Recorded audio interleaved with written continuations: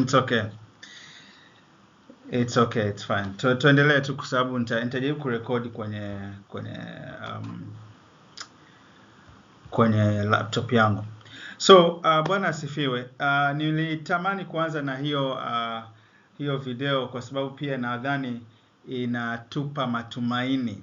Actually mimi nimeipenda kwa sababu that video is giving us hope kwamba pamoja na kwamba tuko katika hii digital era, bado kuna careers nyingi ambazo zitaendelea kuhitaji binadamu na haziwezi kuwa easily replaced na robots.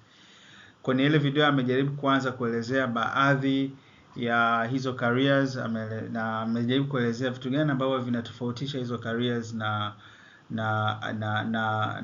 vinatofautisha binadamu na robot ili kuweza kutimiza kile ambacho kinahitajika kwenye hizo careers.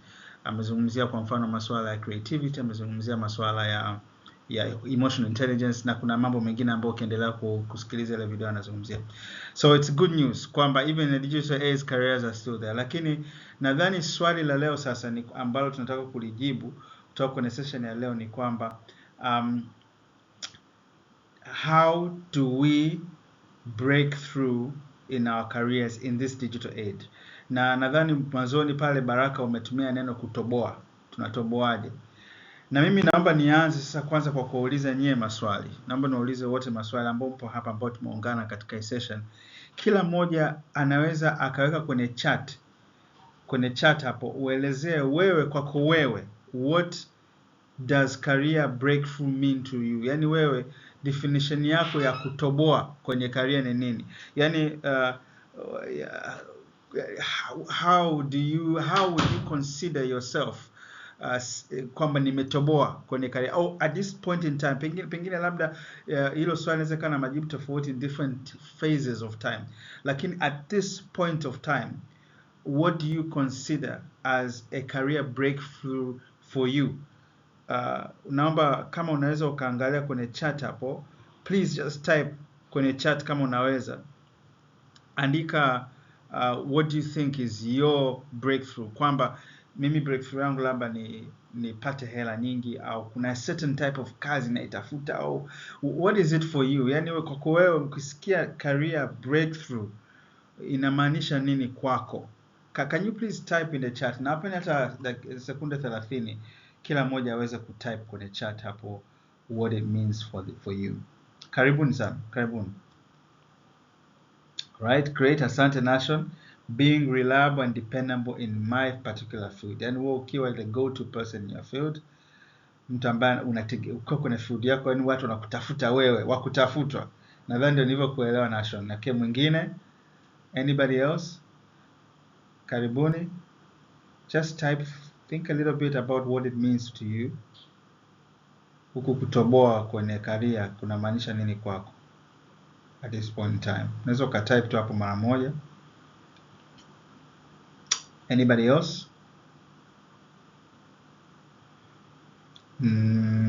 Tafadhali type. Success. Okay. Success through your career, kwamba umekuwa na mafanikio. Asante Ebo. Mwingine? Karibuni mtype. Siogope kuandika, there is no wrong answer in this question. So just write what you feel or what you think is, what do you think career breakthrough means to you? Type tu. Natamani kuona majibu mengine hata mawili matatu kabla tujaendelea.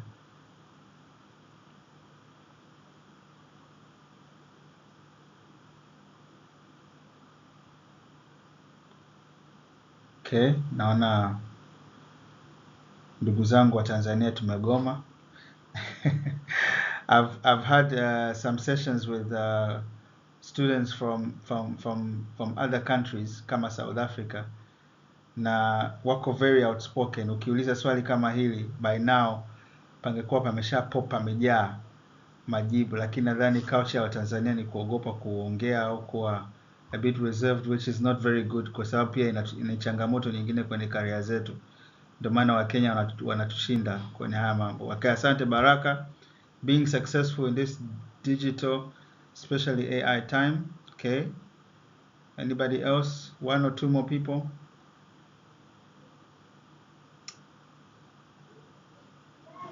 One or two more people to add. What does it mean to you?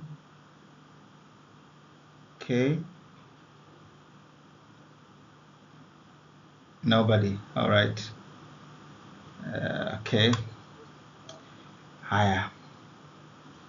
I guess I hope people understood the question, and it's not our usual reservedness. Kama kuna mwingine ameandika hapo. Okay, none. All right. Okay, anyways, labda mwingine hawezi ajui namna ya kutype, lakini unaweza ukafungua mic yako ukasema what it means to you. If you feel like speaking, kuna buttons tatu kwenye Google Talk, unaweza ukaclick hizo buttons, utaona pale kwa juu kuna kidude cha kuonyesha kwamba umenyosha mkono. So if you feel like talking and maybe you cannot type, unaweza ukanyosha mkono au ukafungua mic yako ukasema samahani mwalimu, naomba niulize swali au ni comment hapo. So you feel free to do that, right? Okay, so career, what does career breakthrough mean for different people? For different people may mean a lot of things, okay? Kuna baadhi yenu mnaweza mkafikia kwa mimi kutoboa ni kupata the job, yani not just any job, the job. Mwingine anaweza akasema it's landing on that big promotion where I have a certain level of influence kwenye organization niliyopo, or maybe being able to fill a desired role or position or field, kwamba kuna sehemu fulani natamani nikifika pale ninasema kwamba nimetoboa kwenye career yangu. Kwa mwingine a career breakthrough inaweza ikawa ni life changing salary jump or bonus, right? So ulikuwa unalipwa milioni 5, ghafla ukapata kazi unakwambia unataka milioni 15. Ulikuwa unalipwa milioni 15, ghafla ukawa CEO wa Vodacom unalipwa milioni 100. Kwa hiyo those kind of things can happen to some people in life, alafu it's a life changing experience. Ulikuwa una kazi ambayo ulikuwa hauonekani, haujulikani, then suddenly huko kwenye kazi ambayo kila siku tunakuona kwenye media, huko kwenye TV, huko kwenye radio, huko unafanywa interview, yani people can see you, people recognize you. People feel kwamba for some people that's a career breakthrough. For some people it's landing on a job which gives them more flexibility and a greater work-life balance. Kwamba mimi kwa kweli hapa nadhani nimetoboa kwa sababu nina kazi ambayo inanipa uhuru wa kutumia muda mwingi na familia yangu au kufanya kazi ya Mungu. Alright?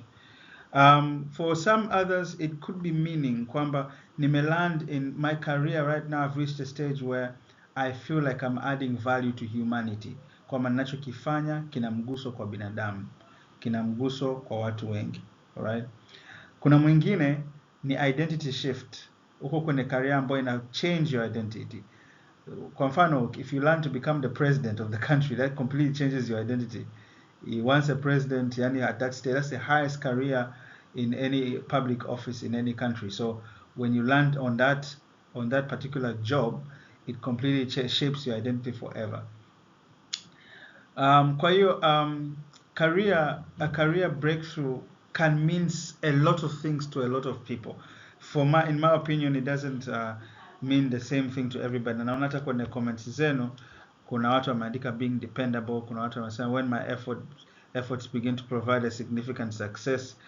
Unapofanya kitu kama mtu akutegemewa au kama mtu ambaye kwa watu tofauti na maana tofauti.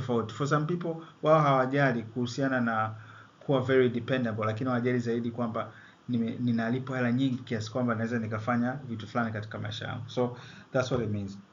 But anyways, despite all that, we all want what tunataka kutoboa, whether it means one thing for me or it means something else for you.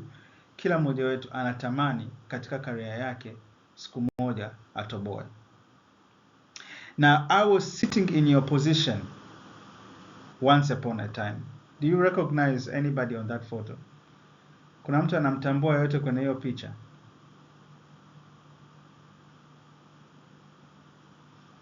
Mnamtambua nani?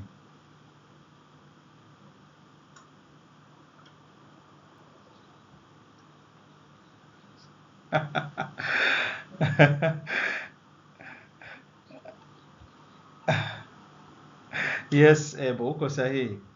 Yeah, huyo ni mimi 20 years back. And I was once a young person, or a young person like most of you in this call. Also, at this stage, by the way, hii ndio siku ambayo mimi na hao wenzangu kila mmoja wetu alikuwa anafanya presentation ya thesis yake to the department. Ndio maana mmeona tumevaa smart, tumevaa matai yetu, because this is when we're presenting our projects to the department. Our undergrad Bachelor of Science in Engineering. This is 2006, by the way, exactly 20 years ago. At this stage, I also had a lot of things in my mind about what a career breakthrough or success in my career would mean. But I must say that those things have been evolving over time. Na niseme tu kwa nye vijana, wengi kila ambacho umekiandika leo as your desire for a career breakthrough, I can tell you kwamba 20 years later that might change, because over time your priorities also change. So there's going to come a time in your life when perhaps making money is a priority. Lakini there will also come a time in your life when money is not the biggest issue. Your biggest issue is maybe spending time with your family. So having a more flexible job, ukipata that kind of job, you feel a bit more satisfied kwamba, or at least there will become a time when you want to make an impact. There will come a time when you want influence, or you want a certain identity, a certain level of authority. Kwa hiyo I think our career, our desires or our career breakthroughs, the definition also evolves over time. At this time in my life, I had a different thought. Lakini I want to now go back to the digital world. It's quite interesting kwamba at this time, the kind of skills we were looking for, because the digital age had not really advanced as it has today. And of course we had already started the information age. Lakini still, at this stage, basic skills kama PowerPoint, being able to do a PowerPoint presentation like what we're doing here, being able to just speak and explain, or your writing skills, being able to write a CV, just a normal standard CV was a very, those are the main skills that we needed during this time in 2006. And I remember even the job search during this time, yani kutafuta kazi wakati huu, it wasn't really an activity that you will do online. Tulikuwa tunatembea na CV zetu mtaani, unatembea na CV kwenye bahasha, unaomba kazi, unagonga nyumba kwa nyumba kama mwinjilisti wa nyumba kwa nyumba. That was how we used to do it at this time. But now in the digital age, so much has changed. First of all, how we prepare ourselves for interviews, and how we apply for jobs, but also how we live in the digital age as we advance our careers. And those are some of the things that we're going to look at today. So there are some questions that we have to ask ourselves. The first question is, what is this digital age you're talking about? How does it differ from the previous ones? What opportunities and risks exist in the digital age for career development? And how can I, now you have to put yourself in this, how can I position myself to grab the opportunities in this digital age to advance my career, to be successful, or to break through, kutoboa? Nifanye nini in this time? Ni nini ambacho nahitaji kufanya sasa hivi? Kwa jambo la kwanza ni kutambua hii digital age ni nini, lakini jambo la pili ni kuweza kujua fursa zilizopo na namna ya kuzishikilia hizo fursa, ndio jambo la tatu. Sasa ulimwengu umeevolve. Tumetoka on the left during the Stone Age, tumemove kwenye Bronze Age, kwenye Iron Age. Wale ambao mnafahamu historia, kwenye Classical Age, kwenye Medieval Period, kwenye Early Modern Age, kwenye Industrial Age, na hivi karibuni sasa tumeingia kwenye hii age ambayo tunasema it's the digital, or let's say the information age of the 20th century, where computers, networks, and today's internet, mobile, cloud, and AI are driving this world. Tuko katika ulimwengu huu, na inabidi tutambue kwamba tuko katika ulimwengu ambao ni tofauti na enzi za kina Daudi kwenye Biblia, ambao CV zao zilikuwa walikuwa wanapata kazi kwa kueleza vitu alivyovifanya nyikani.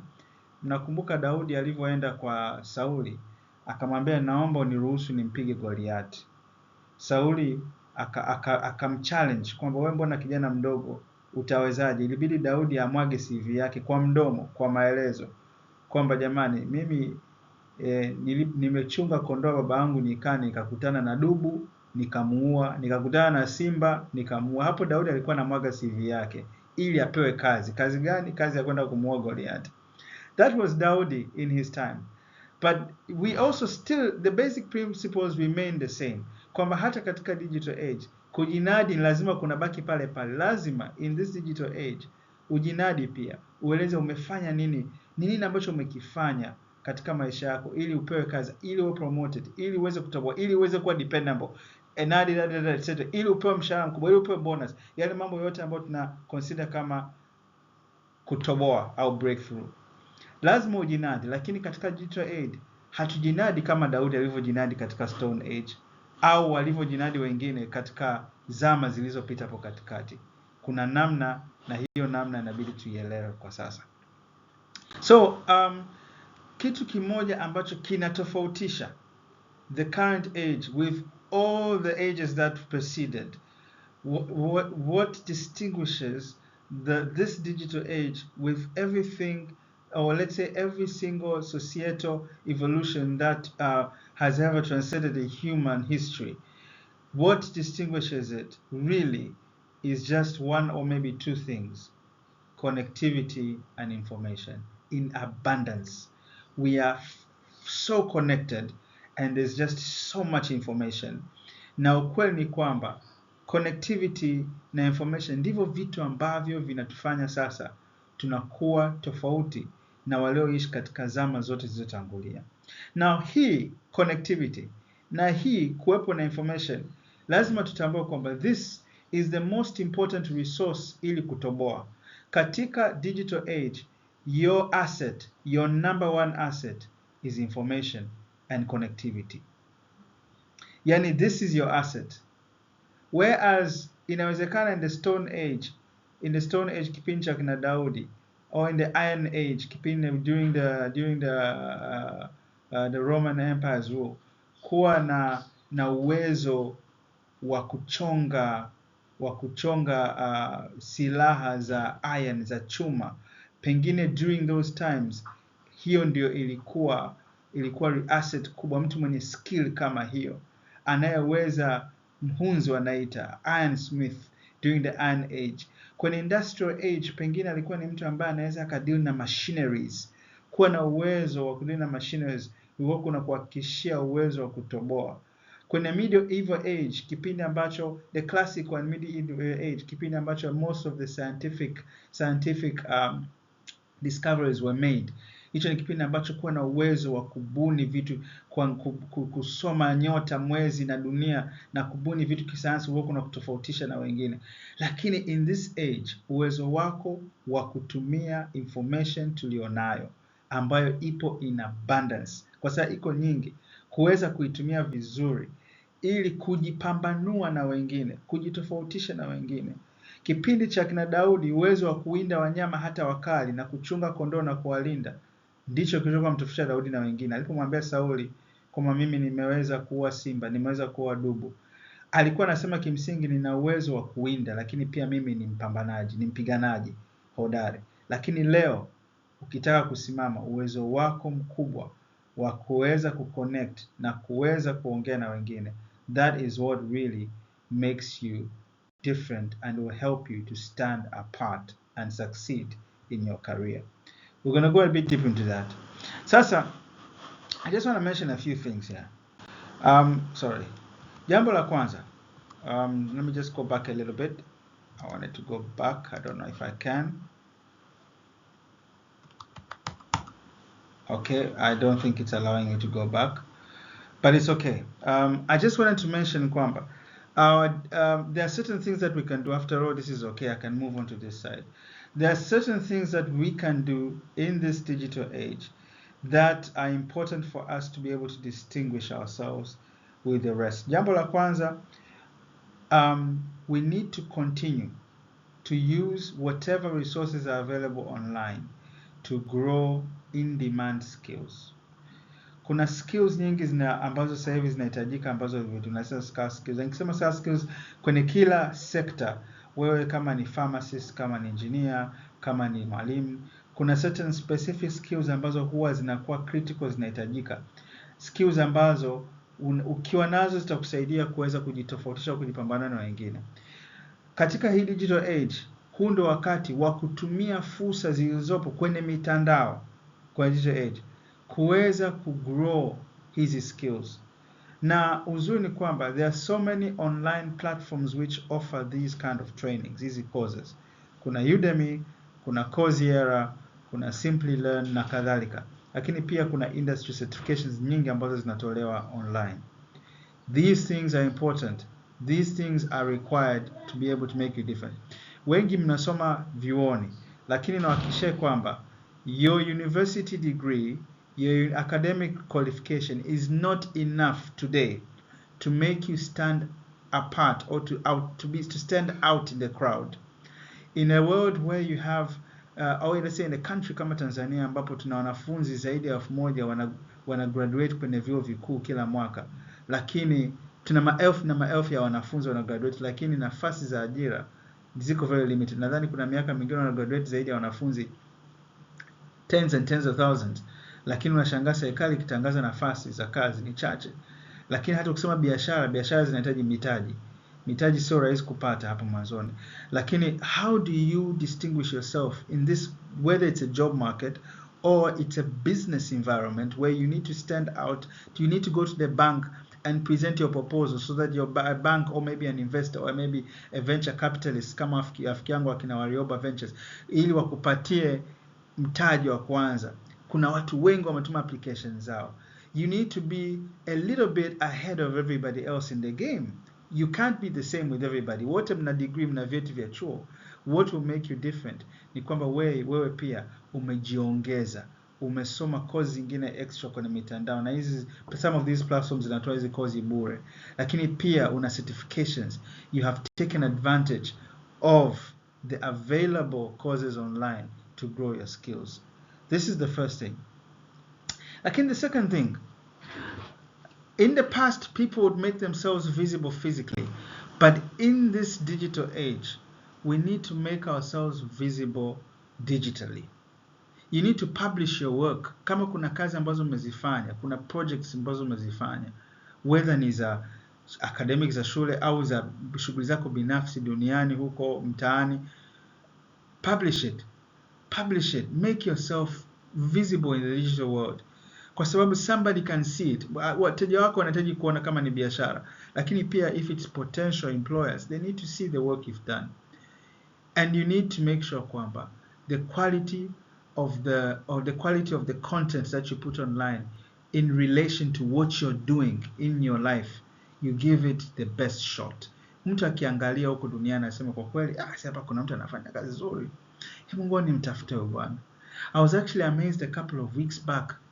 Nilikutana na bwana mmoja ambaye akaniambia kuhusu ndugu yake ambaye yuko Zanzibar, ambaye huyu bwana alikuwa anaishi Ulaya, Uingereza, akaamua kurudi Bongo. Alivyorudi Bongo, akaamua na familia yake kukaa Zanzibar, akatafuta ekari moja ya shamba. Na katika ile ekari moja la shamba, huyu jamaa kaligeuza ile ekari limekuwa ni source kubwa sana ya income kwake yeye na familia yake. Kwa maana kwamba hiyo ekari moja ametumia teknolojia za ambazo wanatumiaga wenzetu wa Israeli huko, wake wao ndio wanajua hizi mambo ya drip irrigation na teknolojia ya horticulture ambayo ameweka hapo. Analima kila kitu, analima. Wewe ni mke kwenye, yani hiyo ekari moja ina kila kitu, ina nyanya, ina vitunguu, ina hoho, iko Zanzibar, na kuna YouTube channel yake ambayo ana publish vitu.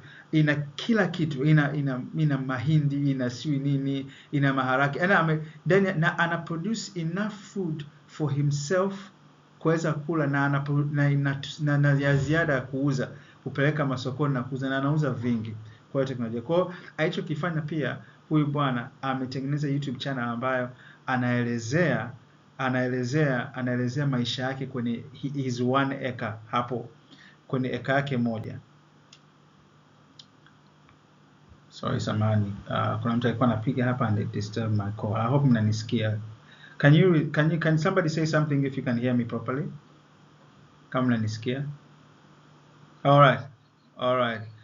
Poa, asante sana. So huyu jamaa akatengeneza YouTube channel ambayo, asante sana, akatengeneza YouTube channel ambayo anaitumia sasa hivi kwa ajili ya kuelezea ulimwengu maisha yake katika ekari moja na namna ambavyo ameweza kufanikiwa kuproduce mazao ambayo yanamtosheleza yeye na familia yake, lakini pia na ziada ya kuuza na kupata faida. Na watu sasa, baada ya kupublish kazi yake online, ameendelea kupata fedha nyingi. Kwanza kabisa channel yake inatembelewa sana, lakini pia kuna watu ambao wamemfuata Zanzibar kwenda kuishi naye pale na kujifunza unafanyaje hivi. Kwa hiyo ameweza kujiuza kwa namna hiyo, kuuza biashara yake pamoja na shughuli anazozifanya.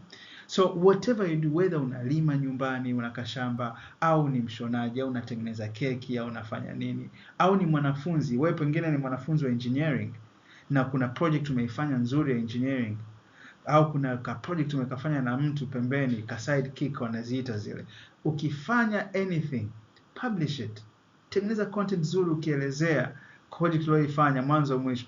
Publish it online, whether it's Instagram au kwenye LinkedIn, lakini make sure kwamba you published it, you publish what you're doing online.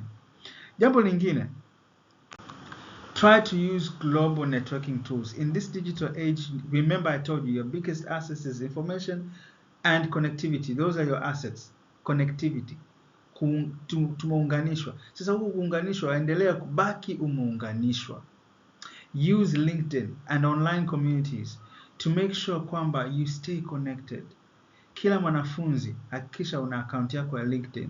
LinkedIn is a professional social network ambapo you can use it kwa ajili ya kupublish either your professional or your business activities, lakini pia your profile. Kama una kampuni unaweza kuweka profile yako kwenye LinkedIn. Kama it's your own CV, you put it on LinkedIn, right? LinkedIn is the easiest way for you to communicate to the world what you're doing. Lakini not only that, you're not just communicating with the world. In LinkedIn, you connect yourself to other people.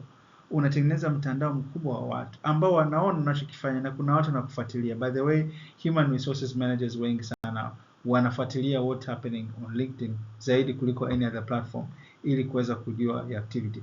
Na ukweli ni kwamba katika this digital age kuna makampuni mengi, especially private sectors. Sijui serikali, nadhani serikali maybe they don't consider this so much.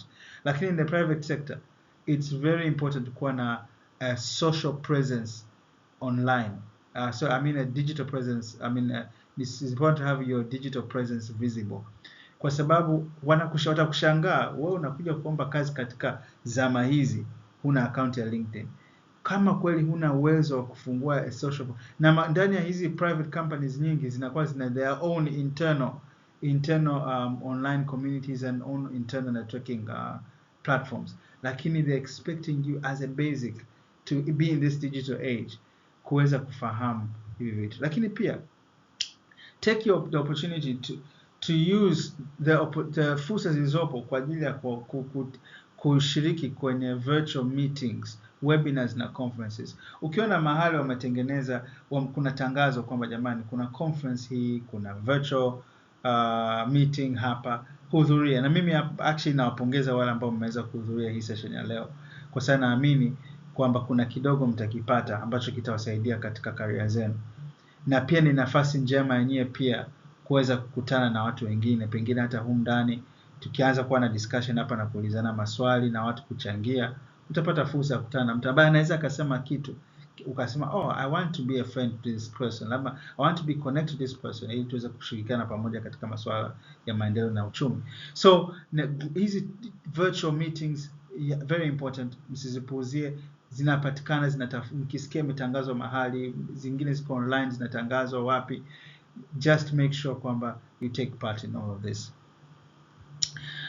Kuna makampuni ambayo yana graduate programs kwa wale ambao ni wanafunzi ambao mnataka kuingia sokoni na mnataka kuanza kutafuta njia yenu ya kitaaluma au katika career zenu. Kuna internship programs ambazo ziko, zingine ni global, zingine ni local. Kuna career sites and job alerts. Kwa wale ambao mko chuo, hakikisha kwamba before you even finish university tayari umeshafungua account yako ya ajira.go.tz, na wewe pia una profile yako kule kwenye agile.go.tz. Ukimaliza chuo una upload transcript zako na upload nini, unafuatilia, unaangalia mwenendo wa kazi zilizopo. Makampuni yote ambayo yanahusiana na kile unachokisomea au taasisi ambazo kama kuna online platform, tumia fursa hiyo kwa ajili ya kuweka CV yako au kuweza kujiunganisha huko. Okay? Jambo lingine, tusijifungie kwenye geography yetu. Tunaishi katika ulimwengu ambao tumeunganishwa, connected. Wakati wote uwe tayari kushirikiana na watu ambao wako nje ya Tanzania. Ndio ulimwengu wa sasa hivi. In this digital age hatufanye kazi na Watanzania pekee. Na mimi ndio maana nasema hivi. Vijana wale ambao ni Waadventista wa Sabato, inawezekana kati yetu kuna ambao sio Waadventista wa Sabato, lakini kwa ambao ni Waadventista wa Sabato, naamini hata kwa madhehebu mengine kuna kuwaga na mikutano mingi sana ya vijana, especially idara ya vijana ambayo inafanyika ndani na nje ya nchi. Najua wakati mwingine kuna gharama za kusafiri, kama unasikia kuna mkutano unafanyika Nairobi, mwaka juzi kwa mkutano unafanyika Nigeria, inawezekana ukawa kuna changamoto katika kusafiri, lakini mimi nawatia moyo kwamba bora ujibane kabumu kako, ujibane kabumu kale, usevu hela au ufanye kamchongo fulani pembeni upate fedha uende kwenye mkutano wa vijana Nigeria au Nairobi kuliko kubaki tu hapa Tanzania, kwa sababu hiyo nayo ni fursa ya kuunganishwa na watu duniani. We need to network na watu duniani, na hao watu tunaenda kukutana nao huko ndio watu ambao ukirudi utasema tushirikiane kwenye project ile, utafanya kazi pamoja. Kazi siku hizi sio za kukaa sehemu moja. We are working globally. Tunashirikiana na watu globally, na watu ambao wana uwezo wa kucommunicate na watu wa culture zingine katika hii digital age. Watu ambao wana uwezo wa kucommunicate na kuintegrate na watu wa culture zingine na kufanya nao kazi vizuri na kuleta mafanikio, ndio wanaoonekana kuwa wa maana zaidi kwenye soko la ajira. Si kama mnanielewa, I need to repeat this one so you get me. Katika ulimwengu huu tunaoishi sasa hivi, utapimwa sio kwa uwezo wako wa kufanya kazi na Watanzania wenzako tu. Utapimwa kwa uwezo wako wa kufanya kazi na watu wa nchi zingine wenye culture zingine, kwa sababu the digital age ina encourage collaboration across different geographical boundaries. Kwa hiyo jitahidi sana kuanza kujifunza kuintegrate na watu wengine, kufanya nao kazi vizuri, kuongea na watu vizuri, kwa sababu ndio ulimwengu wa kidijitali unapokutaka.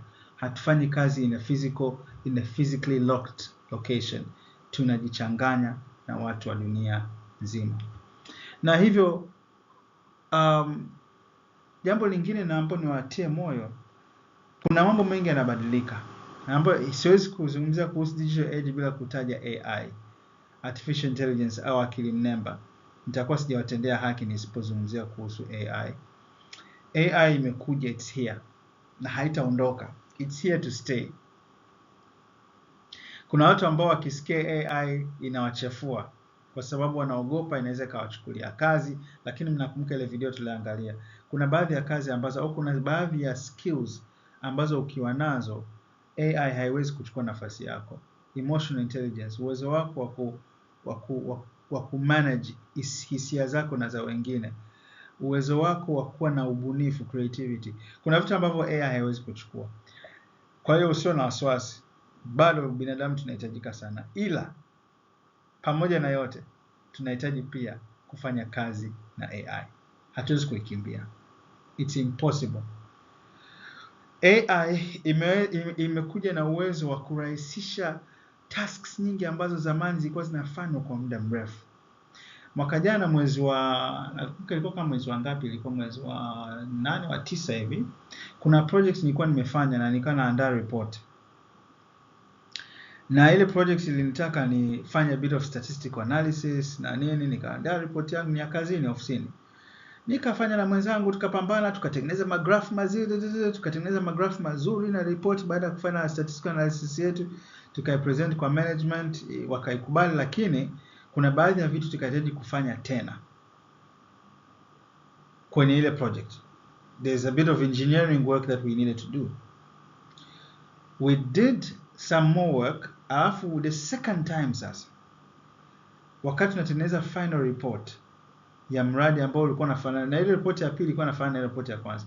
Nikamwambia mwenzangu, hivi kwa nini tunahangaika hapa wakati kuna ChatGPT? Wakati ofisini kwangu walikuwa hawajaintroduce AI platforms za ofisini. Sasa hivi ofisini kuna AI platform kama yote yani, na yako in-house tunayatumia na tumeshaanza kufanywa trainings na tunakuwa licensed kwa ajili ya kutumia hizo equipment. Lakini at that time mwaka jana mwezi wa 11 hatukuwa na hiyo. Kwa hiyo nikatumia ChatGPT kufanya that statistical analysis. What was amazing ni kwamba kazi ambayo in the previous episode niliifanya in a whole week or 2 weeks, naangaika na mwenzangu statistical analysis, with ChatGPT it only took literally 2 minutes. 2 minutes. Mpaka nikajiona mjinga. Nikasema hello. Nikamwambia mwenzangu, man, we've wasted our time, and that other time we spent 2 weeks cracking our heads, kumbe we should have used this thing bwana. Yani analysis imefanya in 2 minutes. Tena na unaweza ukaicommand kutengenezea na graph kabisa ikamaliza kila kitu. You don't even have to start worrying about working on it in Excel. So hizi tools zimekuja kuturahisishia kazi. AI still needs human oversight. Kuna watu wana kitu wanakiita AI plus AI. AI plus AI means artificial intelligence plus actual intelligence, yani human intelligence. Artificial intelligence plus actual intelligence. In this day and time, we need to use both, and we need to know how to use both. We need to know how to use AI and how to use our human intelligence to make sure kwamba we generate an output which is fast but accurate with an impact. So what would I say? Tukitaka kutoboa in this digital age kwa kweli kwenye career, lazima tujifunze kutumia hizi AI tools, lakini pia we should have some basic data literacy, namna ya kuhandle data sciences. Mimi nawashauri nawapendekezea wote pasipo kujali uko kozi gani. Kama wewe unasomea udaktari, unasomea engineering, unasomea geography and geology au pharmacy, au ni mwalimu, hata uchungaji, theology, whatever you are studying today, na katafute any simple online course ambayo iko available kwenye Udemy. Najua ziko nyingi sana kwa sababu nishai kufanyaga moja ya Udemy zamani za data literacy, data sciences. You need at least the basic skills of data sciences in this day and time if you want to be outstanding or to stand out and stand apart. Lazima uwe na skills hizo za data. Kwa hiyo AI tools, data literacy, tutumie hizi kwa ajili ya kuweza kujipambanua kwenye huu ulimwengu wa kidijitali. Jambo lingine ambalo nawatia moyo ni kwamba kila mmoja wetu ajaribu kutumia blogs, newsletter, kutumia au media channels zopo kama mablog, newsletter, YouTube channel, podcast.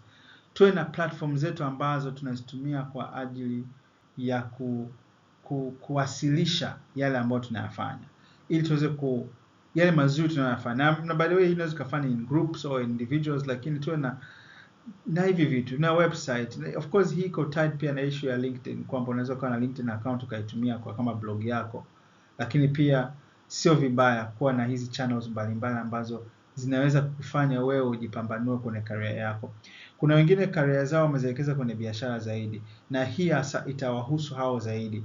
Kama una biashara specifically, huwezi kufanya biashara yako sasa hivi bila kuwa na hizi channel. Kama ni Instagram channel, TikTok channel, podcast ambao unazungumzia products zako. This is very important and it's almost inevitable katika ulimwengu tunaoishi sasa hivi wa kidijitali. Watu wanahitaji kuona hizo contents ili wakufahamu, waweze kujua na product yako unafanya kazi.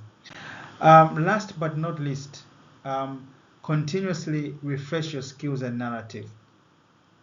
Kwenye huu ulimwengu tunaoishi sasa hivi, skills zote ambazo ulizonazo zinabadilika very quickly. Unajua kwa sababu teknolojia inapobadilika haraka, na hizi skills zinahitaji kuwa updated all the time. Kwa hiyo always consider your skills as beta. Samahani, namba Elfazi umeniutia. Consider your skills as beta. Yani beta, yani kama ndo unaanza, yani kila siku jichukulie kama ndo unaanza vile.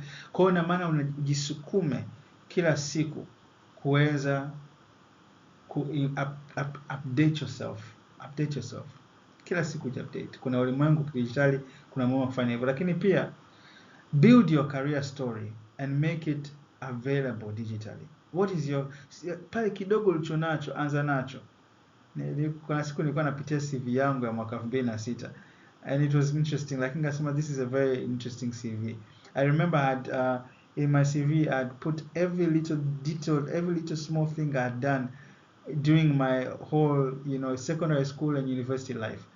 Kwa kama nilifanya kazi kama technician kwenye kaduka ka mtu nikifix ma computer niliweka, kama nilifanya kazi chochote kile nilikiweka kwenye CV yangu. Lakini sasa hivi, of course, if I was to do it now, I'd put all of that on LinkedIn, and maybe even more, I would put videos of me fixing people's computers in a technical shop.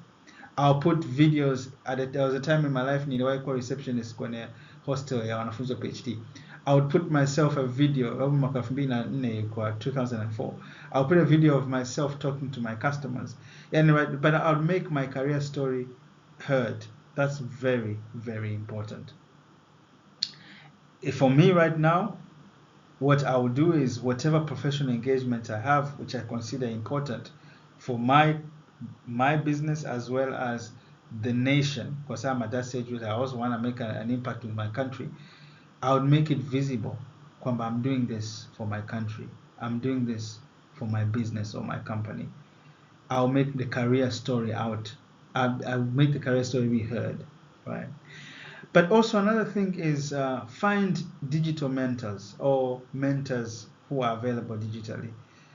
Tengeneza marafiki, na ndio maana you need to have a LinkedIn profiles where you can connect to people and get yourself mentors, watu ambao wanakushauri. Na actually ukiwa na mentors mbalimbali, sio mmoja wawili. Ukiwa na mentor ambaye yuko ni HR, mentor mwingine yuko kwenye field yako labda senior person, lakini una connect online. Mentor mwingine ni pia wako ambaye unajua kabisa kwamba huyu anajua kukimbiza vitu, tuende pamoja, tuendelee kushauriana, watu wa kushauriana na wewe. Endelea, lakini you need to build them. In the digital age, connecting with people locally au remotely or virtually or from different parts of the world is very important kwa ajili ya kugrow. Haya mambo tukiyazingatia, wapendwa, na kuhakikishia kwamba tutakuwa tofauti na dunia na tutatoboa. Nashukuru sana kwa kunisikiliza kwa haya machache. Nilikuwa natamani nimaliza haraka ili nitoe muda wa watu kuuliza maswali na majibu. Mungu awabariki sana. Karibuni kwa maswali na comments.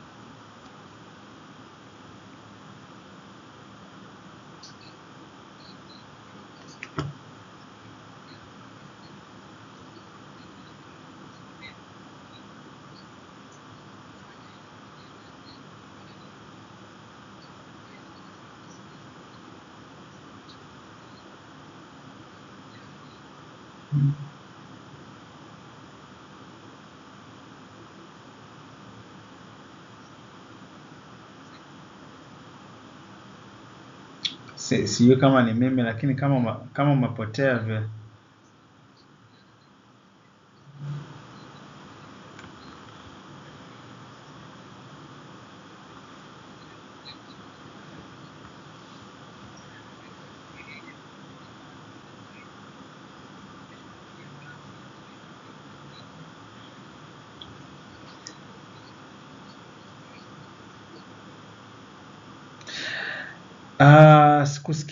Kusikia vizuri, kuna wakati Baraka ulipotea, sijui kama unaweza ukarudia tena kwa ufupi swali lako.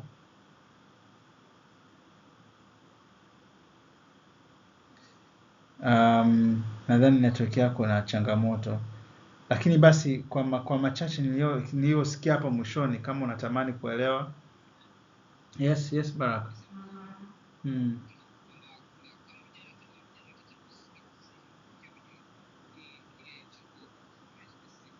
Mm.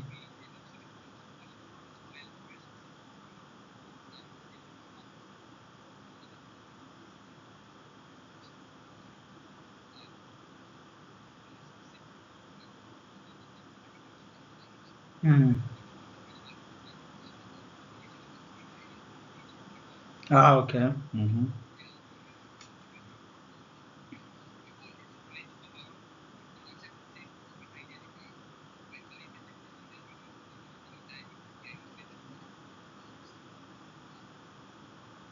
Okay, sawa.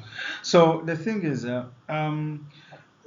kwanza kabisa, what are you putting on LinkedIn? Lazima uweke kitu ambacho unajua kwamba ni unique, ambacho kitagusa na watu wengine. Um, we, yani sio tu kwa sababu umesikia kuna jamani, watu wanaouza mchele kutoka Morogoro, kutoka Chita kule kuleta Dar es Salaam, siku hizi wanapata hela kweli jamani. Ngoja na mimi nikimbie biashara, afu akimbia kwenye LinkedIn ukasema jamani, mimi ni muuza mchele kutoka Chita.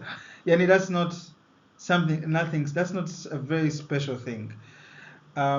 Put on LinkedIn something that identifies you, kwamba mimi nauza mchele lakini na package kwa namna fulani, na nimegundua nikipackage hivi wateja wanafurahia.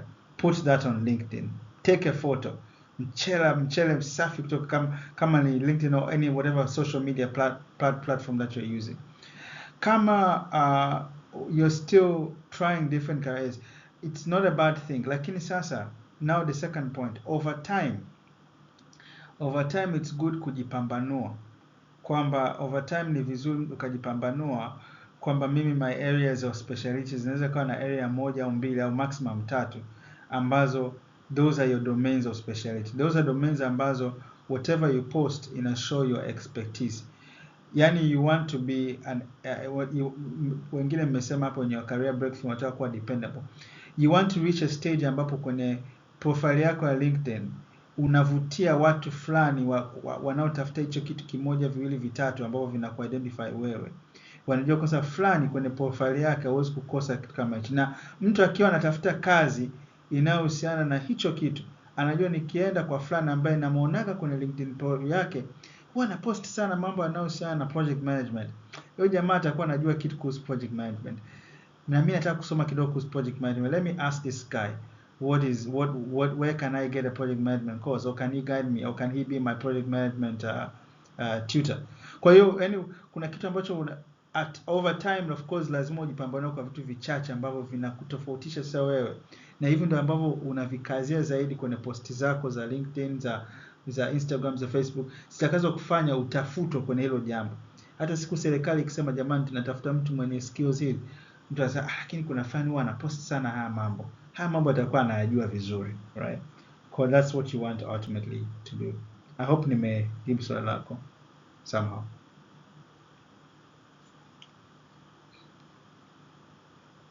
Asante sana. So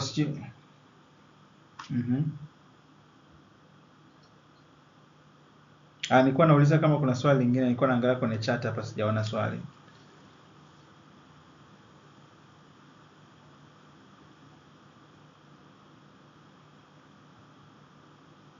Okay. Salum anamenyosha mkono. Karibu Salum, karibu kwa swali.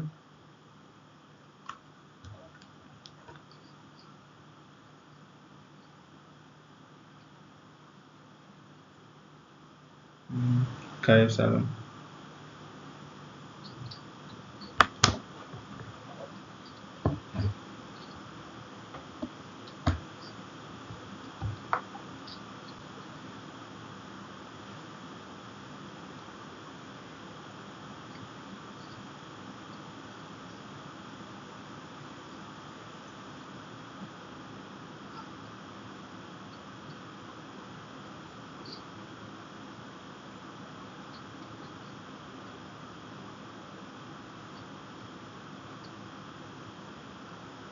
Yeah.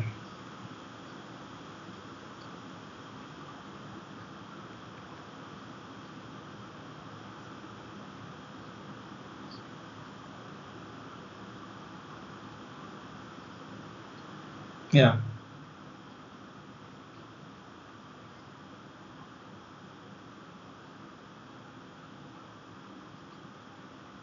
Mm.